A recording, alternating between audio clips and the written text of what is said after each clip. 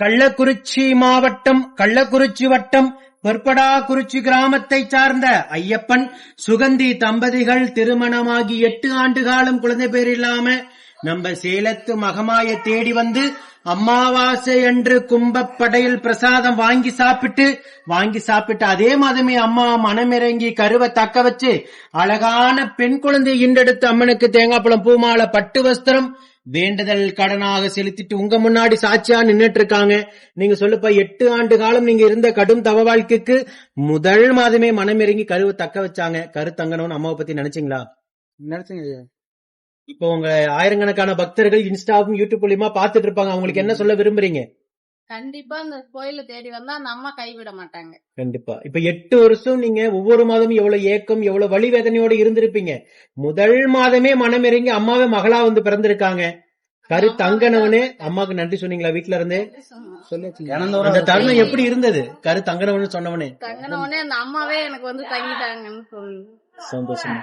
அதே போல உங்களை போல நித்தம் வீடியோ பார்க்கின்ற நம்ம ஆலயத்தை தேடி வந்து கும்பப்படையில் சாப்பிடுகின்ற அத்தனை பேத்துக்கும் நம்ம சேலத்து மகமை மனமிறங்கி வரம் கொடுக்குன்னு வேண்டிக்கங்க.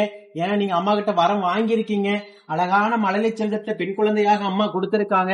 இந்த குழந்தை அங்கத்துல கழுவினி இல்லாம உடல் ஆரோக்கியத்தோட வளர்ந்து கல்வியில சிறந்து விளங்கி அவங்க குடும்பத்தை கட்டி காத்து கடைசத்து நான் வேண்டிக்கிறேன். அடுத்த கருவையும் உடனாக தக்க வச்சு இந்த குழந்தைக்கு ஒரு துணையாக அவங்க குடும்பத்திற்கு ஒரு ஆண் வாரிசையும் நம்ம சேலத்து மகமாய் வரமாக கொடுக்கணும் நான் வேண்டிக்கிறேன். இந்த வீடியோ பார்க்கின்ற பக்த கோடி பெருமக்கள் அத்தனை பேரும் வேண்டிக்கங்க. ஏன்னா நிச்சயமாக நீங்க வேண்டிக்குவீங்க.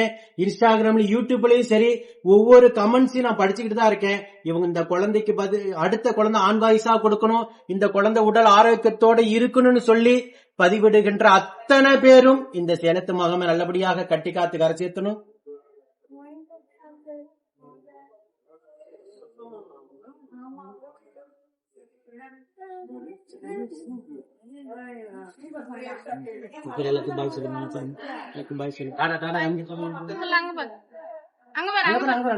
பாப்புக்கிட்டே இங்க பாரு சாமி.